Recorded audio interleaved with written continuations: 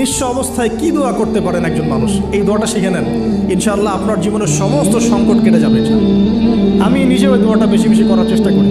দোয়াটা হচ্ছে, মুসা আলাইহিস সালাম একটা গাছের নিচে হেলান দিয়ে বসলেন, বসে দেখলেন দুজন মেয়ে দাঁড়িয়ে আছে দূরে, পানি নিতে পারছে না, লোকজন পানি নিয়ে যাচ্ছে, ওরা দাঁড়িয়ে আছে বেচারি। মুসা আলাইহিস সালাম গিয়ে বললেন, কি সমস্যা আপনাদের? এটা নিয়ে আপনারা আবার মেয়েদের সাথে কথা বলার চেষ্টা করেন, ঠিক আছে? তো মাহারাম গায়রা মাহারাম মেনে চলেন। তারা বললো যে আমাদের বাবা অনেক বৃদ্ধ মানুষ, আমরা পানি নিতে পারি না যতক্ষণ না আমাদের কম পানি নিয়ে চলে যায়।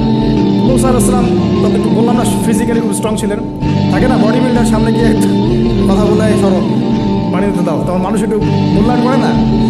তো মুসা আলাইহিস সালাম এভাবে পানি নিয়ে দিলেন এবং বাছুরদেরকে পানি পান করালেন, করিয়ে গাছের নিচে এসে বসে আছেন।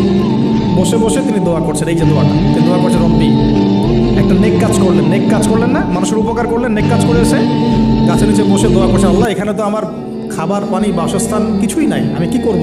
রব্বি ইন্নী লিমা আনজালতা ইলাইয়া মিন খায়রিন ফাকির, রব্বি ইন্নী লিমা আনজালতা ইলাইয়া মিন খায়রিন ফাকির। আবার বলেন, রব্বি ইন্নী লিমা আনজালতা ইলাইয়া মিন খায়রিন ফকির। অর্থ হচ্ছে, হে আল্লাহ, তুমি তোমার পক্ষ থেকে আমার উপরে যে নেয়ামতগুলো দিবে, আমি এর জন্য ফকির হয়ে বসে আছি।